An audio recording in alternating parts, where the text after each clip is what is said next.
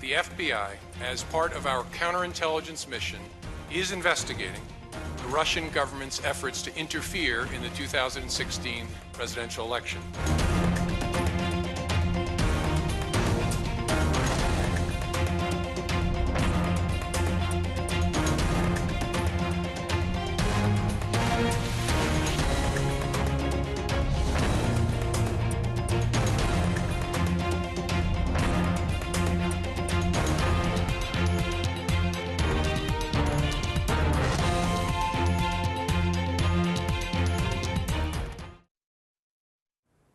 Good evening. Donald Trump is hyphenated with controversy. He's fought detractors with tweets and post-truth.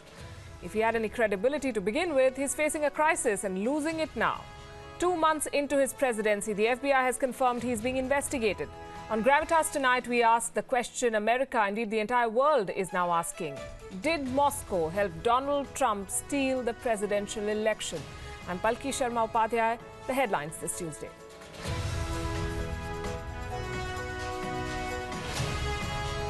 The first clash of French presidential hopeful centrist candidate Emmanuel Macron comes on top in opinion polls, accuses far-right leader Marine Le Pen of lying in a debate dominated by immigration, security and Islam.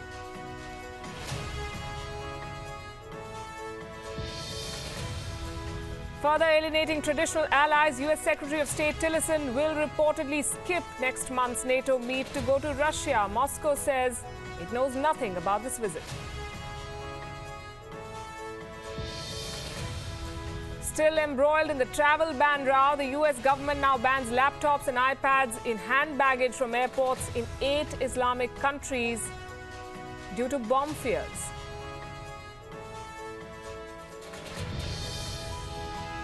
Taiwan launches a homegrown submarine program to counter China. President Tsai Ing-wen says it's for self-defense. The first vessel will be ready by 2024.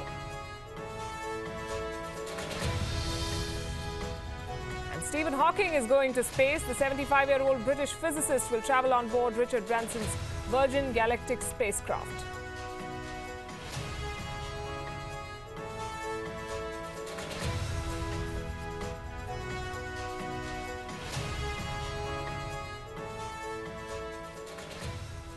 Five months back, Hillary Clinton was on the radar. Democrats protested the FBI chief's probe into her email server. Now it's her then adversary and now President Donald Trump. FBI Director James Comey and National Security Agency Director Mike Rogers testified before the House Intelligence Committee hearing into the alleged Russian meddling in the 2016 U.S. election. Listen in to what they had to say. I have been authorized by the Department of Justice to confirm that the FBI, as part of our counterintelligence mission, is investigating the Russian government's efforts to interfere in the 2016 presidential election. And that includes investigating the nature of any links between individuals associated with the Trump campaign and the Russian government, and whether there was any coordination between the campaign and Russia's efforts. Trying to understand intent. But the level of, we're not going to go into specifics in an open, unclassified form, but the level of sourcing, the multiple sources we had, which were able to independently corroborate the judgment. And there's a reason why we were high confidence in everything except just one issue, to include the intent. Media across the world covered this event live. Experts weighed in on the implications. Some say that by publicly confirming this probe, Comey has sentenced the White House to months of uncertainty, potential leaks and distractions that already threaten to sap the president's potential capital and political capital. White House Press Secretary Sean Spicer was quick to firefight. And at some point, take no for an answer. When these people, both sides of the aisle, Obama appointees, elected Democrats, elected Republicans say no evidence suggested. At some point, it's not just about me, it's about you. Take no for an answer and realize that the people, while you can have an investigation, it doesn't necessarily mean that you have to jump to the conclusion that, aha, it must be about the collusion between those two things. As the proceedings unfolded on Capitol Hill, there were protests out on the streets, many Trump supporters questioning the FBI investigation. I think Comey's very untrustworthy. Comey's, I think he's lost a lot of trust with a lot of Americans. And I just don't see him having any credibility. They need somebody else that's under him in the FBI and testifying. Because what credibility does he have? I mean, it's known that he's a Democratic type FBI person. Let's get somebody in there that's, you know, an independent viewer from the FBI, has his point. I did look into a little bit. Some of the things he says was a little bit disturbing. Not going to check the leaks. Yeah, that was disturbing. I don't know that President Trump was expecting Comey to be supportive. You know, it's like the Democrats and the media. You know, when things are going their way in power, they can look the other way. So now that they're out, hey, they're playing a different game. Well, there were protests online too, most remarkably by the president himself. Look at the string of tweets that he posted while the hearing was on. James Clapper, as he called him, and others stated that there is no evidence POTUS colluded with Russia. This story is fake news and everyone knows it. He then went on to say the Democrats made up and pushed the Russian story as an excuse for running a terrible campaign, big advantage in Electoral College, and lost. The real story that Congress, the FBI, and all others should be looking into is the leaking of classified information. Must find the leaker now. And finally, what about all of the contact with Clinton campaign and the Russians? Also, it is true that the DNC would not let the FBI in to look.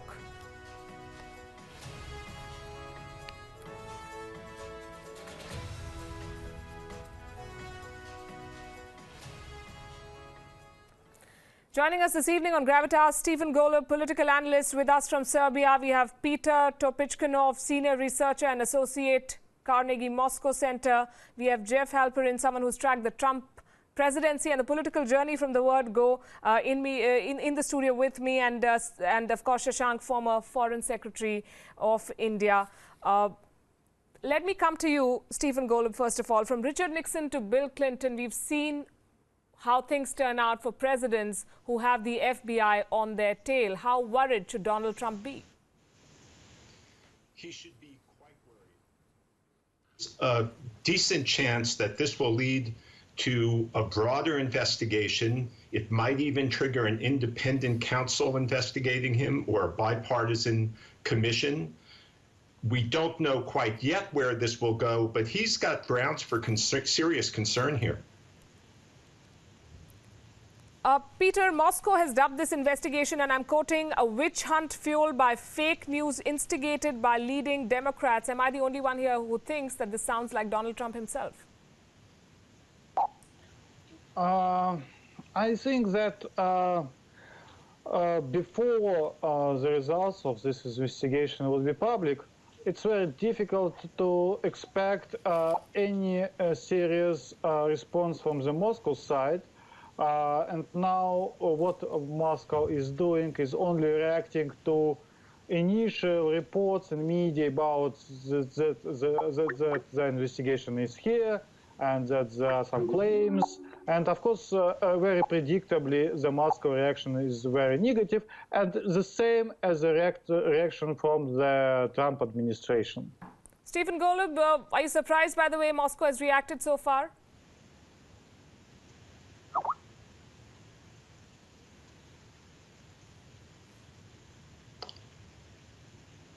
I'm sorry, are you talking to me? Yes, I want to ask you, did you expect this sort of a response from Russia?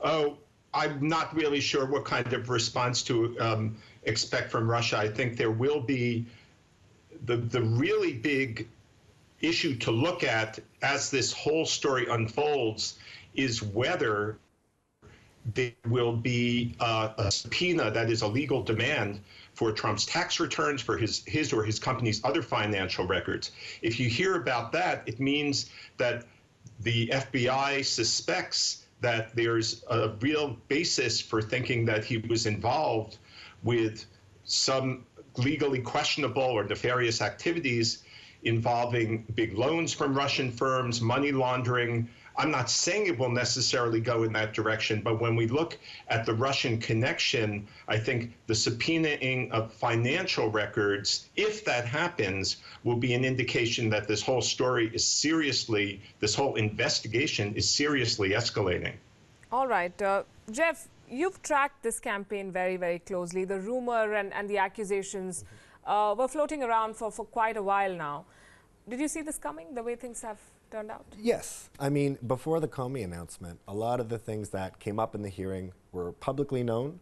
There was the dossier that Christopher Steele put together, and it was allegations. It hasn't been proven. He's the former MI6 agent working for Britain who there was a 30-page document that BuzzFeed released. And more of that's being corroborated, and since that's been published, people have been looking into certain people around Trump in his orbit, namely Roger Stone, Paul Manafort, and some of the people who came up in the investigation, in the hearing yesterday, sorry. Right. Shashank, what does it mean for a sitting president to be investigated by the FBI, to be dogged by such a controversy just 2 months in office? Well, we have to take it that this is a change of political parties ruling the states.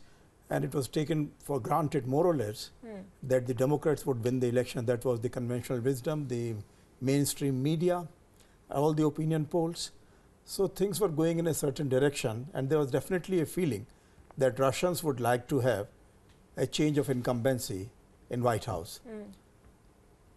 On the other hand, when the new president came to power, he felt that the conventional wisdom was all wrong, that Russia had to be taken as a partner to deal with the challenges. I think he felt that well before he entered office. No, what I'm saying is that because of the terrorism coming out of the Middle East, the Daesh people, their action against all kinds of other religious groups, that showed that Trump was very keen to deal with these issues foremost.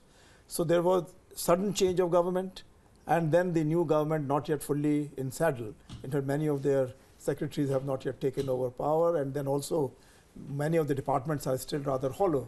There are many people from the previous administration who are there. So therefore, what happens is that the FBI is continuing the investigations on the basis of whatever material they have collected. And the general feeling everywhere that Russia or Putin would have liked to have a change of incumbency in the White House. Now, what comes out next, I'm quite sure the experts would be able to say on that. But what we can say from the Indian viewpoint, this is a completely new world. The challenges are totally new of dealing with Daesh. So on one hand, countries like India, Pakistan, Afghanistan, or many others who have Daesh operations going on in their neighborhood have to worry about that. On the other hand, there are the conventional forces who feel that they are better equipped to handle with adversaries like Russia and China from the Western side. And they can easily handle the Daesh people with very minimal kind of damages on their side. So therefore, this is the other subtext which seems to be going on. So you're saying the change of guard is not complete, and this is part of the continuity. Stephen Golub, the Trump White House, we understand, is installing what are being called loyalty monitors in every cabinet department. Can the White House publicly question or trash this investigation, or Comey, the man the president famously hugged after taking oath?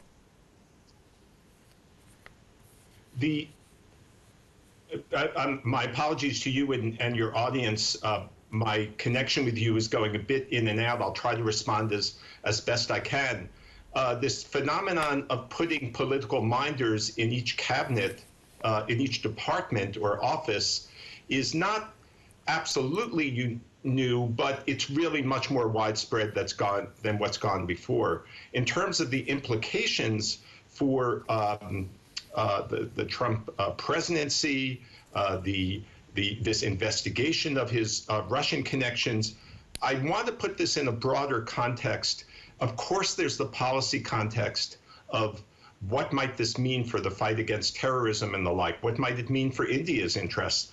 But two other fundamental things to understand about Trump, in which his whole operation differs from previous presidencies, are, first of all, the financial elements at play in terms of his wide-ranging businesses and how these could be implicated in terms of why he's been so overwhelmingly kind and praising Putin and Russia, as opposed to really going after all sorts of other countries and interests and individuals.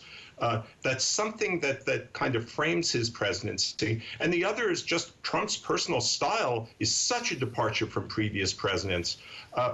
We have some very reliable reports of his being very short-tempered, having an incredibly short attention span, and that could have all sorts of policy implications, but it's operating along a different track than simply viewing Trump in terms of policy.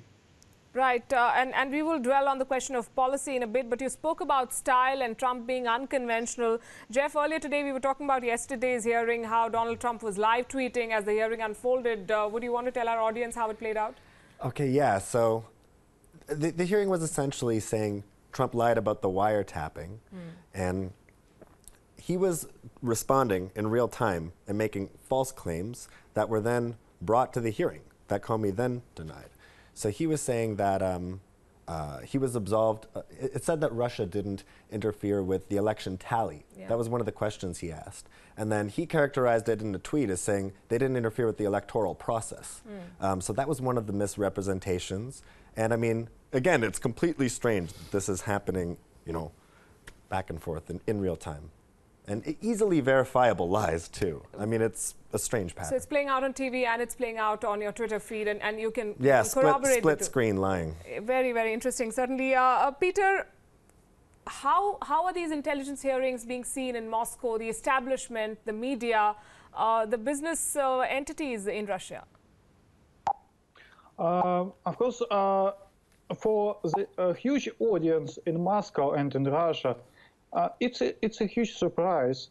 It's a huge surprise, first, because for many people, before the elections, it was clear that the Hillary Clinton had a good chance to become the next president of the United States. And I heard from insiders that the Moscow at that time was doing preparations for her presidency. And then, when Trump became a U.S. president, and these facts became public, it was a huge surprise for many people, including for myself, that Russia was involved. And that is why, and it's partly the reason for skepticism about some reports, and including above-mentioned reports about British intelligence, that, okay, yes, media was more supportive, Russian media were more supportive for Donald Trump than rather than Hillary Clinton. Okay, it's fine, but for many media outlets in the world, there was their own game in support of one candidate or another one. And by the way, and there is one good example that there are many facts should be open in the framework of this investigation. Flynn, General Flynn, he was accused in contact with Moscow, but in fact, what it's opened after that, that he received a huge amount of money from Turkey. And so the reason for the status for foreign agent is Turkey, not Moscow. So we should follow this investigation and to see not only Russian, but other outside influential groups interfering into these presidential elections in the United States. But of course, the Russian question is, of course, is very important. Right, and two prominent daily newspapers, you mentioned Michael Flynn, and I'm quoting here, two papers in Russia featured commentary that cited anti-Russian hysteria in the US as a primary source of the drive to oust National Security Advisor Mike Flynn and force Sessions to recuse himself. So very interesting narrative playing in both the countries. Stephen Golub, as one analyst put it, this investigation could hamper Trump's political agenda for months if not years to come. For a president who's already at loggerheads with various agencies and individuals within the United States, what does it mean? You were talking about policy earlier. How big a setback is that to push for the policies that Trump believes in? Oh, it could be tremendous. There's a real possibility that this whole controversy and his dropping his poor public opinion ratings, which are at a record low for a new president, may even be hurting his push to change our national health care law, because he may just have less political power than he otherwise might. On the other hand, one thing I just want to emphasize about Trump is that sometimes things that seem to be ill-advised, there may be a method to his madness. One of the other discussants here made an excellent point about Trump tweeting simply incorrect information in the middle of the hearing. Well, it's important to understand that this could simply be Trump just voicing his frustrations in a very irresponsible manner, but part of Trump's strategy is just to create an alternative narrative, even if that narrative is completely at odds with the facts, to mobilize his base, to make people who don't follow the news that closely think, well, someone could be right, someone could be wrong, I'm not sure. So even though, again, I thought it was excellent to point out that he was tweeting completely incorrect information in the middle of the hearing, that may not necessarily be a mistake from his point of view, given that he wants to present this alternative narrative and try to dominate the discourse whenever some new story comes up, whenever some new issue is raised. Right.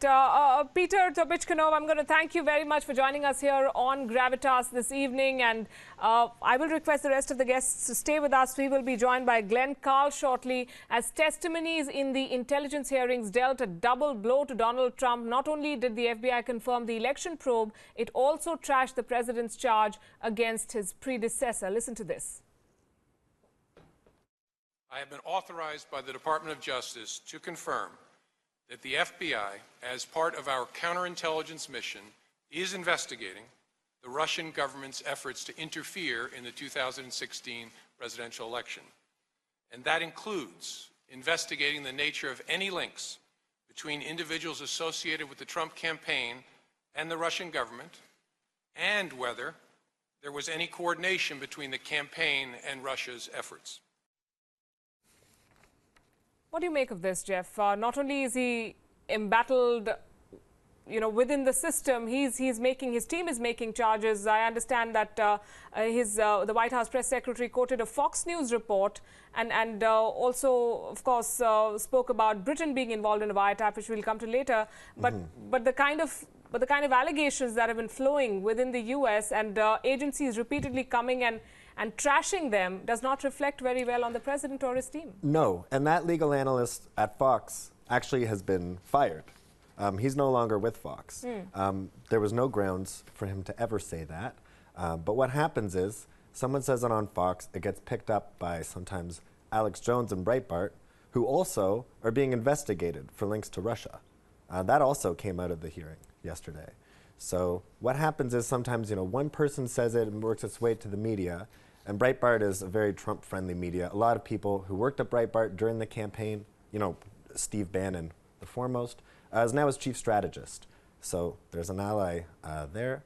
And they make their way from, one fringe person into the media to Trump's mouth. Right. Glenn Carl, American writer and former intelligence officer, also joining us. Glenn, what do you make of what came out of the first day of these intelligence hearings at the Capitol Hill? Well, it was no surprise to most people. This was sort of a Potemkin secret, to use a Russian reference, but it was nonetheless explosive formally to have confirmed by the director of FBI that there is an ongoing investigation which has multiple filaments to it into what is now the Trump presidency, frankly, of Russian intelligence involvement. A very important point that has been somewhat obscured, however, in the testimony, and consistently is by the Republicans in their talking points in the the Trump administration, which is that they seize on Comey's comment. There is no evidence of electoral tampering of votes. That's actually an irrelevant point. It's possible intelligence services have tampered specifically with votes, but what the objective usually is, and clearly has been in this instance, is to shape American public attitudes, to sow doubt, discord, to give an underlying subconscious perception of what Hillary is like. Hillary's a crook. Well, Hillary is not a crook. That's been established objectively. She's a politician, that Trump is an independent person. That shapes the electoral process profoundly in a way that the Russians wanted and that the electorate may not have had they not been subject to it. That was obscured in the sessions because of the seizing by Republicans of a factual statement, but a narrow one by Director Comey. Stephen, James Comey seems to have a talent for finding himself in the middle of political controversies. 5 months, 6 months back, it was the Democrats who were questioning his investigation into Hillary Clinton's email server. Now it's Donald Trump and his team. Excellent point. James Comey got himself in a lot of hot water. In fact, some folks, some columnists, when they're now writing about Comey or about all the problems with the Trump administration, insert the comment, thanks Comey, because they do feel that Comey's arguably inappropriate comments about the Hillary Clinton email investigation just 10 days before the election tilted the election in Trump's favor. Pushed people who were on the fence to think, well, maybe there is something wrong with Hillary's honesty or integrity, even though that issue of her emails had long been settled. He now may have a chance to rehabilitate his image in certain quarters, since he really, even at that time, the time he intruded on the campaign in that way, 10 days before the election, a crucial stage, he was criticized by Republicans and Democrats alike. So let's hope that he could bounce back from that, frankly, what was at the very least a very big error in judgment, to really carry forth with this investigation in a straightforward manner that is both legally and politically astute. Golub, thanks very much for joining us this evening from Serbia, political analyst with us. Trump and his team's charges are being repeatedly torpedoed by agencies within the U.S. and outside. Last week, White House Press Secretary, as we mentioned, Sean Spicer, read out allegations originally made by Fox News that Britain's government communications headquarters, the equivalent of the U.S. NSA, had spied on Trump at then-President Barack Obama's behest. And at some point, take no for an answer. When these people, both sides of the aisle, Obama appointees, elected Democrats, elected Republicans, say no evidence suggested, at some point, it's not just about me, it's about you. Take no for an answer and realize that the people, while you can have an investigation, it doesn't necessarily mean that you have to jump to the conclusion that, aha, it must be about the collusion between those two things. And Britain said that the charges were, quote-unquote, utterly ridiculous and should be ignored. Others in the UK said the Trump administration was, again, I'm quoting, peddling falsehoods. A top NSA official in the US called these allegations arrant nonsense. Some very uncharacteristic diplomatic responses coming for this. Shashank, many have said that nothing might come out of this FBI investigation and the charges that are doing the rounds in the US. But this does a lot of damage to the credibility, not just at home, but internationally, for a sitting president who is unconventional in more ways than we can describe and who's just taken office. No, especially with regard to US-UK relations, because Trump had initially praised the Brexit plan of the UK, and now suddenly he has come down so harshly on UK and UK's friends like Australian Prime Minister Turnbull that he is constantly trying to change over from a partnership with the NATO countries, whom he's asking to pay more for the NATO operations, then developing a new partnership with, let's say, the Asian countries or with Russia. He has not done that, but it is going to be a complete overhaul of the machinery, of the mindset, of everyday thinking. Is he going to have the Atlantic Charter still valid in Trump's time, or is he going to totally overrule the Atlantic Charter and come up with something new? So we don't know where Trump is going. He has certain plans to go. He has already announced in his tweets. Now, whether he would be able to follow it up, because all the agencies are still run on the basis of the Atlantic Charter and the intelligence sharing arrangements between US and UK and a few other countries. So therefore, for them, it is a total loss of face and loss of credibility. And that's why these kind of sound bites are coming out. Absolutely. So we have to be quite clear as to where this, unless the Republicans themselves decide to dump their president, I'm quite sure that gradually things should settle down. If the Republicans are totally with their president, then they should be able to manage the whole thing somehow or the other, and especially if they can get the 9th judge in the Supreme Court quickly approved, because then the balance in the Supreme Court would go in their favor. There are lots of ifs in that story. Glenn Carl, at a time when the whole country, and he brought up the Atlantic Charter, when the whole country is talking about the Russia links, there are also reports that the US Secretary of State is going to skip the meeting with NATO ministers to visit Russia. They're not managing the narrative very well. Well, facts are hard things to hide in the end, and the absence of the Secretary's presence at the meeting is a disturbing fact, but it is completely in line with what the characterizations of Trump being involved with the Russian narrative and perspective is. It has been stated before, but it's worth keeping in mind that Trump finds time to tweet criticisms of actors and actresses, politicians, everything, anything that he finds irritating, he will tweet about. He has never, however, issued one word of criticism ever about foreign policy steps that the Russians are taking. And one of their objectives, Russia's objectives, is to undermine NATO. Trump is an isolationist and a nationalist and an authoritarian, and the lack of attending a meeting of NATO, the foundation of the Western Alliance and of European and frankly even global security for 75 years, is a telling factor that should concern patriots in the United States, whom I would include. Republicans can be patriotic too, but so far they have been pure shills, really, for the Trump administration, which I find the largest story in this entire crisis. It's shocking. And before we let you go, Glenn, the reactions coming from Moscow are very, very interesting. They see this as the symptom of Russophobia in American establishment and nothing more than that. They're speaking the same lines as the Trump administration and his team is, that this is fake news that is being peddled by the media there.